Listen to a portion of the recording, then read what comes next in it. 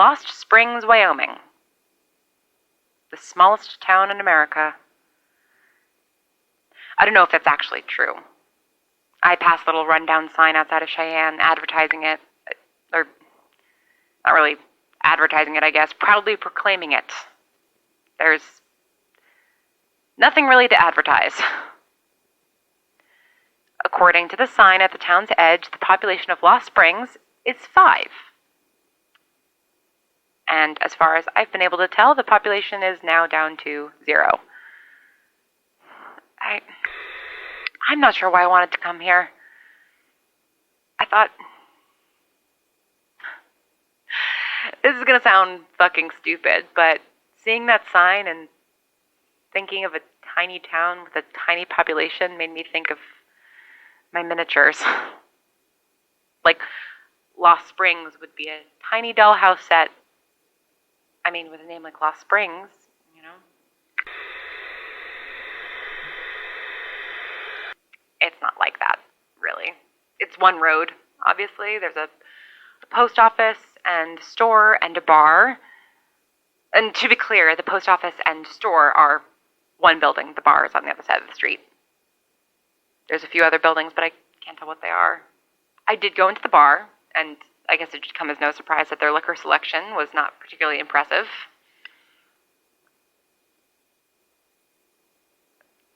But wandering around the main street, and it's...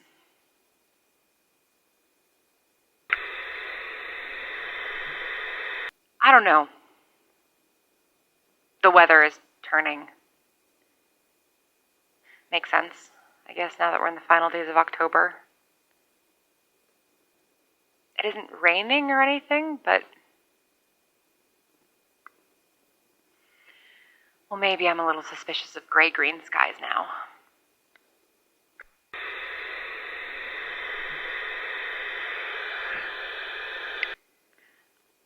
I thought it'd make me feel better coming here. That there would be something idyllic in it. Surely those that chose to live in a town with only a few other people did it for a reason. They removed themselves from society and trusted themselves to a few other hands for something. It isn't that it's a bad place. There's nothing wrong with it. It's a town. It's a town that's small, yes, but otherwise looks just like half the towns I've driven through in this state, or any state. It isn't special or somehow magical. There probably isn't any reason why the people who lived here other than it's where they ended up. And it just...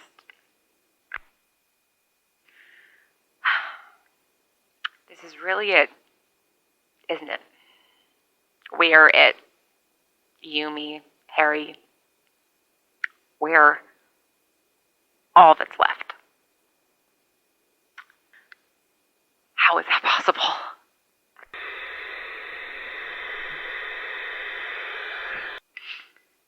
Did I ever tell you about the week that Harry and I thought someone was lurking outside our house at night? It was a few weeks after we'd gotten settled in.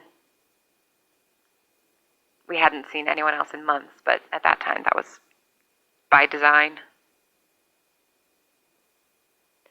It took some getting used to being in the house. It's an old farmhouse and it creaks. Even if you're sitting perfectly still, the house still moves, like it's stretching and settling its bones. We both jumped at every sound for the first few days. Harry, she's pretty quiet when she wants to be, and she kept surprising me. Not on purpose. She would just be places suddenly when I least expected her. I kept telling her she should wear a bell. She did not care for that. It's strange being in someone else's home. You think I'd be used to it by now, having never really had a home myself, at least not as an adult. But I don't know that it's something you ever really get used to. And going through that adjustment with someone else just really added to the weird feelings. And then the second week we were there, maybe we'd gotten used to the house sounds for the most part, and then suddenly, completely separately, we both had this sensation that we were being watched. And I mean, at first we blamed it on each other. We'd been stuck together for a few months, and this was the first time that we had had space to really stretch out without eyes on each other at all times. It was like our minds started to play tricks. But it wasn't that. It wasn't each other. Because it was worst at night, that feeling. And that was a time when we were usually together, at least in the same room, eating dinner, sitting by the one fireplace we had. And even then, we couldn't shake it. That prickling on the back of our necks.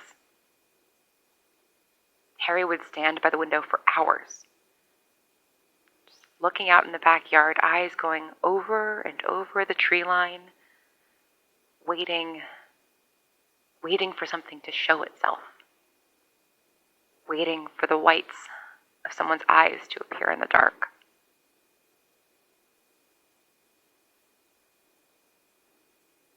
But nothing ever appeared. And eventually the feeling went away. At least for me. Harry stood by the window every night for a good 2 months.